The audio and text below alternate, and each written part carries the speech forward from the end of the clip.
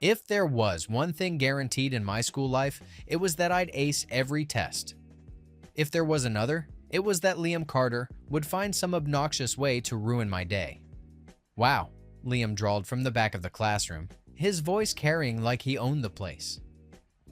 Another perfect score for Golden Boy.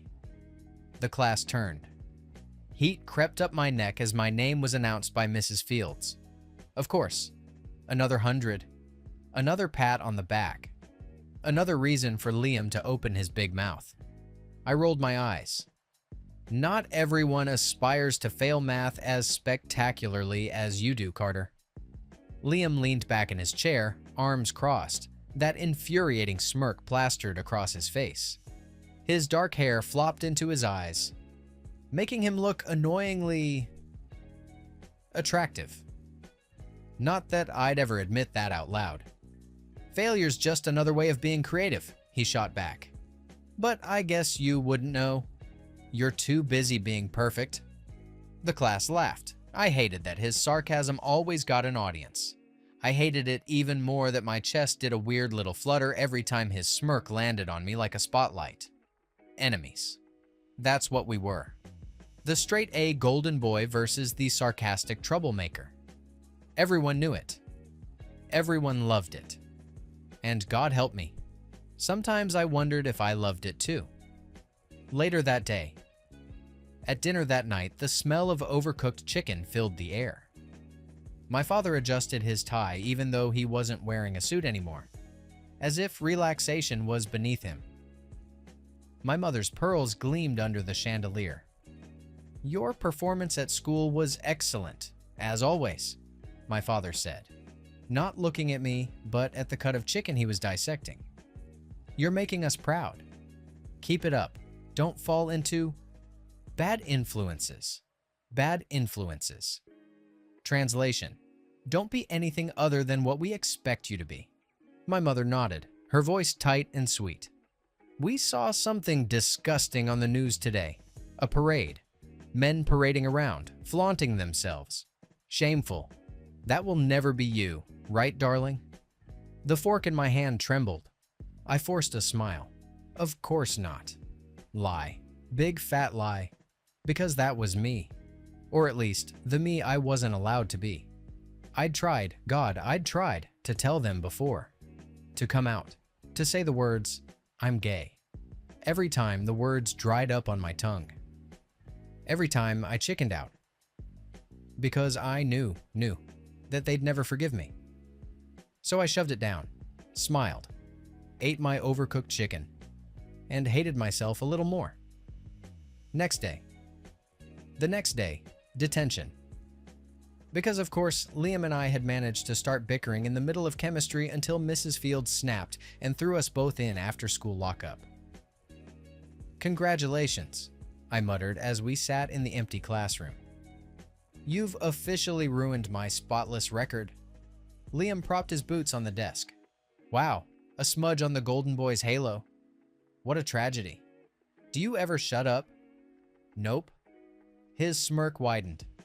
"Not when you make it so fun." The silence stretched. My jaw clenched. Something in me snapped. "You think this is all fun and games, don't you? My life isn't yours to joke about." His smirk faltered. "What do you mean?" I swallowed hard. My throat felt raw. "My parents, they'd disown me if they knew. If they knew the real me. If they found out that I was gay."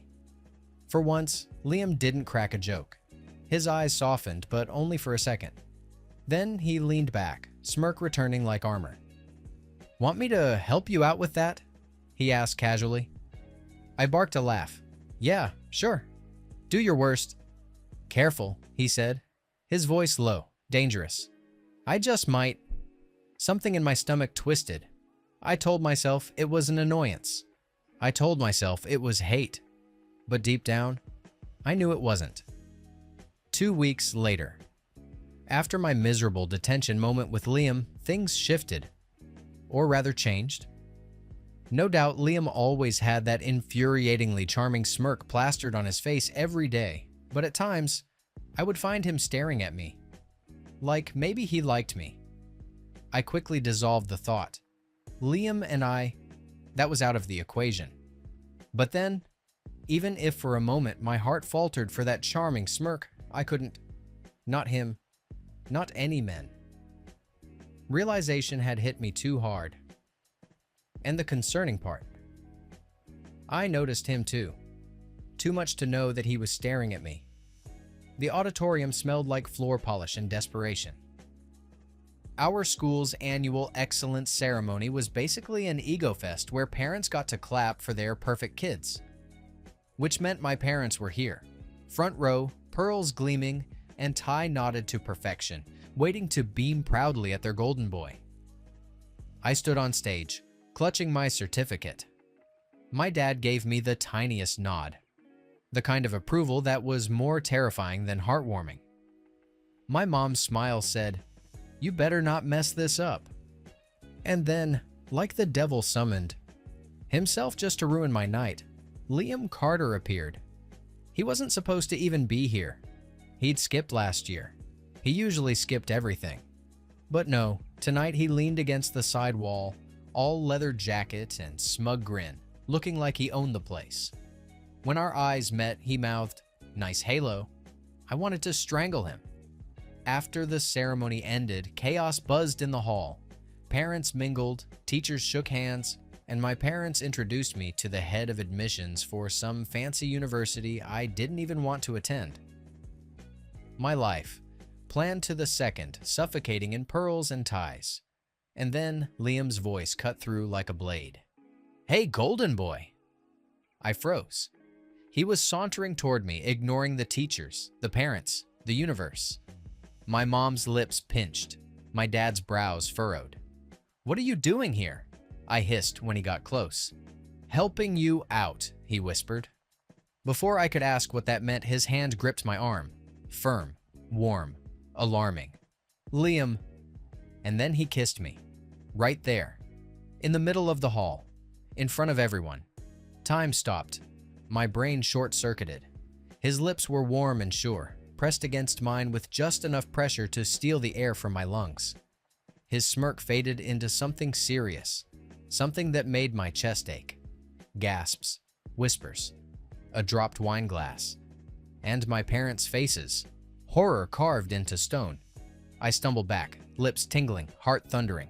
What the hell, Liam?" He smirked, but his eyes held a flicker of something deeper. "Told you I'd help." My parents were silent, their fury vibrating louder than any shout. And for the first time in my life, I was exposed. No more golden boy. No more perfect son. Just me. And the boy who kissed me. I dragged Liam behind the gym, my chest still heaving. "What the hell was that?" I hissed. "You've completely ruined me." Liam leaned against the wall, arms crossed, infuriatingly calm. "Pretty sure it was just a kiss. You're welcome, by the way." "You're welcome?" My voice cracked. "My parents, my life, you've destroyed everything." His smirk softened into something maddeningly gentle. "Or maybe I set you free." Free. The word hit me like a slap. Free? I laughed bitterly. "You don't get it. You've never had to live with parents like mine. They'll never forgive me. They'll never forgive you." Liam pushed off the wall, stepping closer. Too close. "So? Let them be mad. You're still you. And you've been hiding for way too long." I opened my mouth, but no words came, because some part of me knew he was right. And that terrified me more than my parents ever could. So I did the only thing I knew how to do. I shoved him back and stormed away. Later. That night. The night was a nightmare. The second we got home, the shouting began. "How could you embarrass us like that?" my dad thundered, pacing like a general. My mom's voice cut sharper. "Kissing a boy in front of everyone. Do you understand what you've done to this family's reputation?" I stood frozen in the living room, their fury crashing over me like waves. Every word was a reminder of why I'd never had the courage to come out. It was just, my voice cracked. It was just a mistake. But even as I said it, my chest ached. because it hadn't felt like a mistake. Not when Liam's lips were on mine.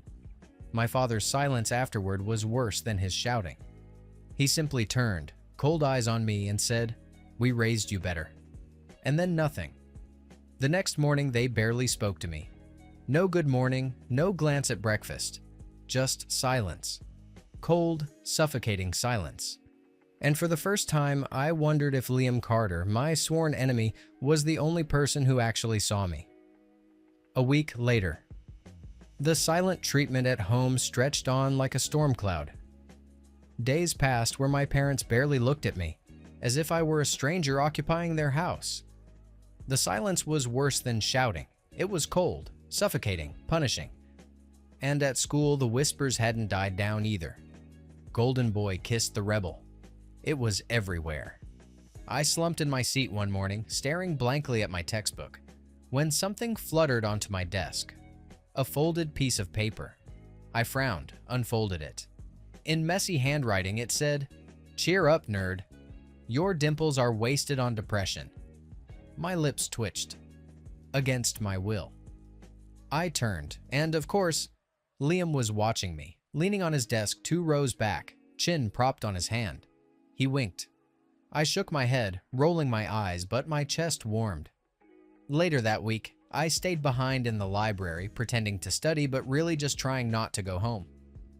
Liam sauntered in, plopped into the chair across from me, and shoved a bag of gummy worms onto my notes.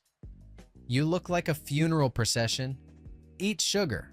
I raised an eyebrow. "You can't just..." "Shh." He stuffed one in my mouth before I could finish. His fingers brushed my lips, just a second, but my heart thudded so loudly I nearly choked. He grinned. "See? Better already, that was the thing. These weren't grand gestures. They were stupid, tiny, ridiculous things. Notes, candy, sarcastic comments softer than usual, but they chipped away at me. They made me feel lighter, like maybe someone actually cared."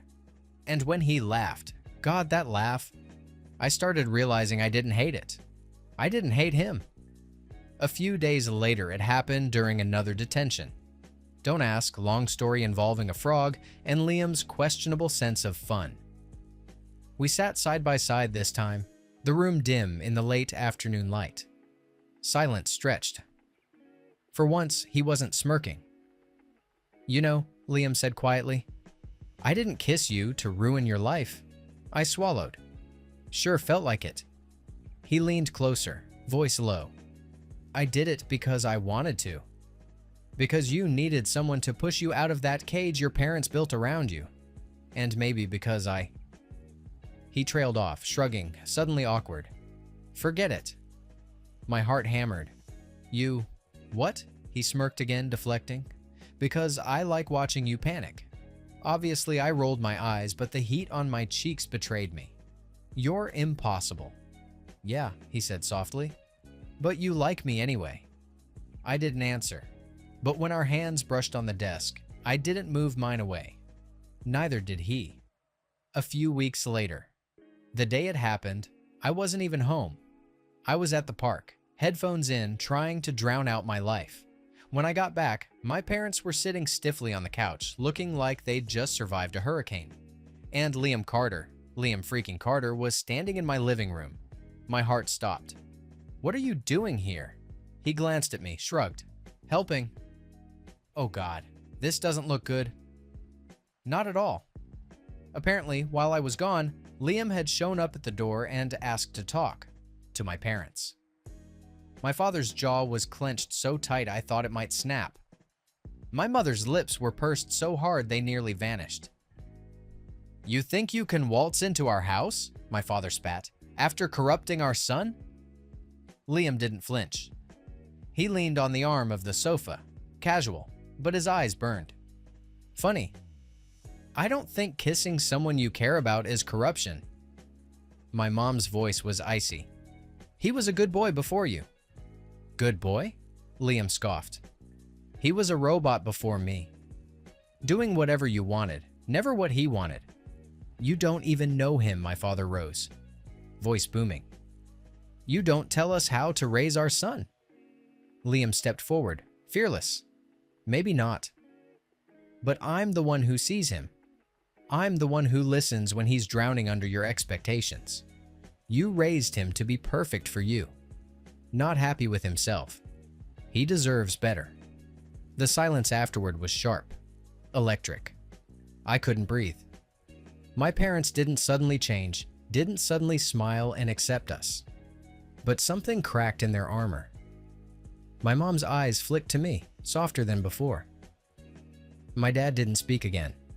And Liam. Liam looked at me like I was worth fighting for. Like he'd do it again. When we finally left, I grabbed his arm outside. My voice shook. "Why would you risk everything for me?" He grinned, but it was softer this time, almost shy. "Because you're worth it. Because I'd rather fight your battles with you than watch you break alone." And before I could stop myself, I kissed him. It wasn't a defiant kiss. Not a dare. Just soft, shaky, real. And this time, I didn't want to stop. A few weeks later, my parents didn't scream anymore. That was almost worse. After the kiss incident and Liam's confrontation, they gave me what I called the ghost treatment. No yelling, no slammed doors, no lectures. Just silence. Cold, sharp silence that hung around the dinner table like a third parent. They'd pass me the salt without making eye contact. My mom would ask if I finished my homework, but wouldn't ask about my day. My dad would remind me about grades and competitions like I was still their perfect son. Except now they said it without warmth, as if they were speaking to a stranger. It hurt. God, it hurt more than any screaming could have. I spiraled, like I always feared I would. Maybe Liam's kiss had cracked the cage, but the air outside wasn't clean. It was suffocating. The only saving grace? Liam. He somehow knew when to show up. Sometimes he'd drag me out for ice cream even when I insisted I wasn't hungry. Sometimes he'd sneak into my study sessions and purposely answer math problems wrong just to get me to laugh. And sometimes, he didn't do anything at all. He'd just sit with me, headphones split between us, our shoulders brushing while a dumb playlist he made, songs to corrupt the perfect boy, filled the silence. One night, sitting under the bleachers after basketball practice, I whispered again, the thought never leaving my mind. I think I ruined everything. Liam looked at me. Really looked. And just like always. Or maybe, he said softly, you finally started living. I never thought I needed reassurance, but I had never expected that it would be coming from Liam. Meanwhile, Liam and I, something was growing. Maybe the love that I had always kept inside me. Or that we hated each other only because none of us dared to say it out loud. Not until now. It happened gradually. The jabs we threw at each other weren't sharp anymore. They turned playful. Almost like flirting disguised as insults. Careful, perfect boy. Liam smirked one afternoon when I tripped over my own shoelace. Your crown is slipping. I shot him a glare, but my lips betrayed me with a smile. Maybe I'll let it fall. Then you can pick it up and polish it for me. His eyes flickered. Mischief, surprise, something warmer. Don't tempt me. Little moments piled up. He'd carry my bag when he thought I looked tired, pretending he was just mocking my weak arms. He'd steal fries off my plate and smirk when I complained, only to secretly leave me the last one.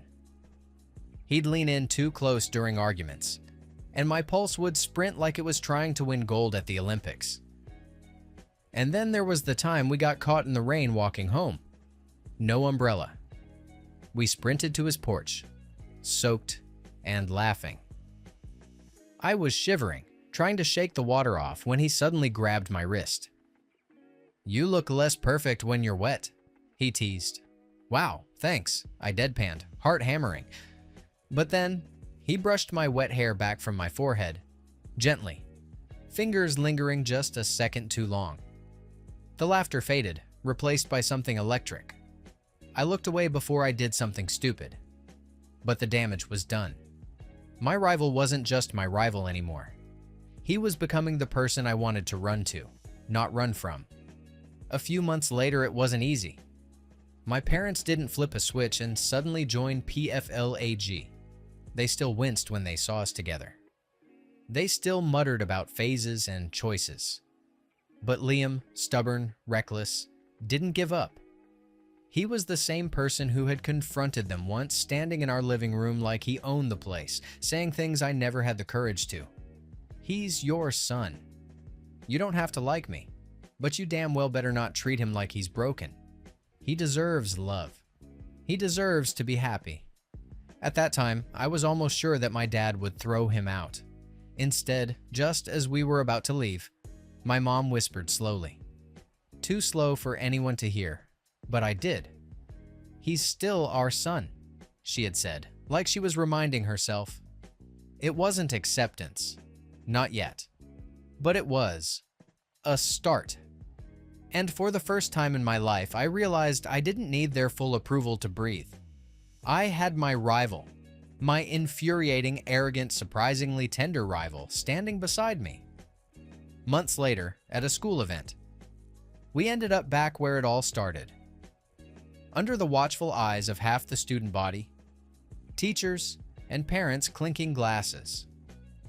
Liam leaned in, smirking. Deja vu, huh? Want me to cause another scandal? I laughed, nerves tingling. You wouldn't dare. Oh, my love. His voice dropped low, teasing and warm all at once. You should know by now, I always dare. And then he kissed me. Not out of rebellion, not to shock anyone, but because he wanted to, because I wanted him to. The world didn't end. My parents didn't explode this time. The sky didn't fall. It was just him and me, my rival, my partner, my first love. And when he pulled back, grinning, I whispered the words I never thought I'd say. Guess I'm glad you kissed me in front of my parents. Guess I'm glad you finally kissed me back. After a few months, graduation day. Graduation caps don't sit right on perfect hair. I learned that the hard way, fumbling with mine in the mirror, while Liam leaned against my desk, already in his gown, smirking. You've adjusted it 6 times, he drawled. It's still crooked. Might as well embrace the chaos, perfect boy. Some of us care about how we look in photos, I muttered, tilting the cap again. He came up behind me, reached out, and, of course, slapped it sideways on my head like a 5-year-old. There. Now you look like a rebel. Hot, too. I scowled, but the heat rising to my cheeks betrayed me. It had been months since that kiss in front of my parents, months after that heated confrontation, months of whispered conversations, of stolen fries, of late-night walks where his hand brushed mine until it finally just stayed there. Months of my parents' silence softening into words again. Hesitant. Cautious. But words. And slowly, painfully slowly, their world began to stretch enough to make room. For me. For us. Not perfect. Not yet. But enough that I could breathe. The graduation ceremony was a blur of speeches, clapping, and sweaty gowns. I only half listened, distracted by Liam nudging me every time something boring happened.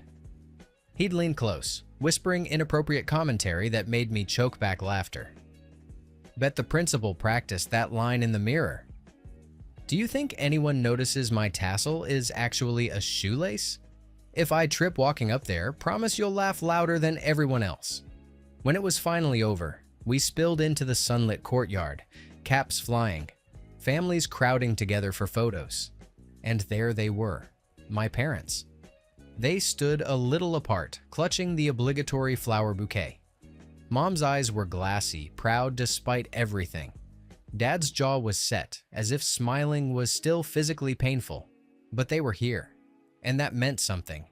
I braced myself for the usual short nods and stiff handshakes, but then my mom stepped forward.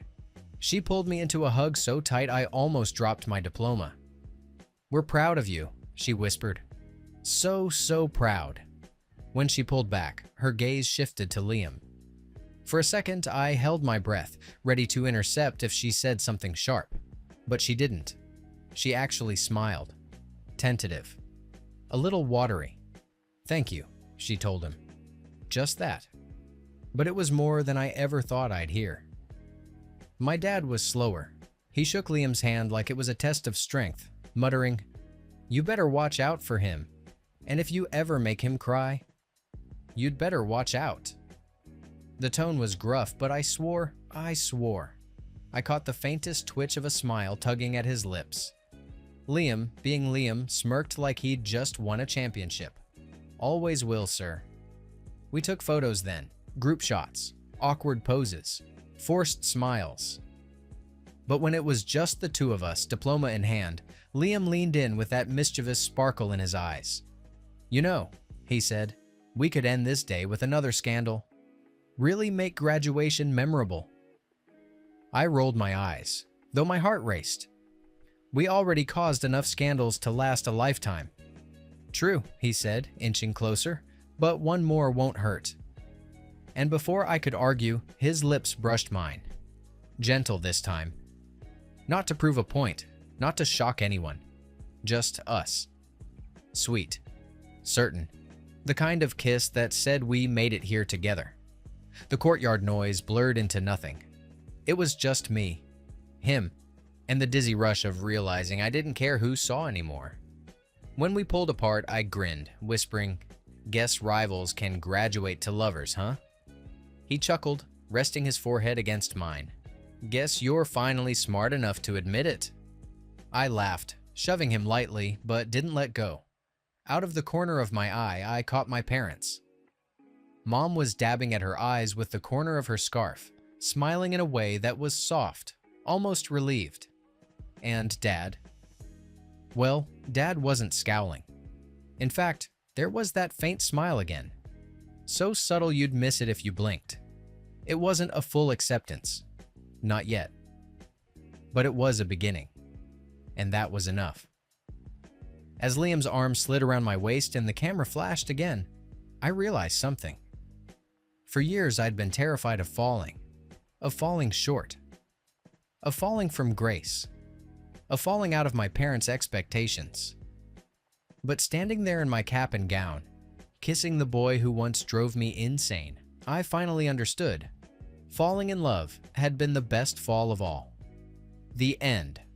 What would you do if your rival kissed you in front of your homophobic parents? Thanks for watching. Subscribe to become part of our Rainbow Force, and consider joining our membership for early access and exclusive content. Stay wholesome.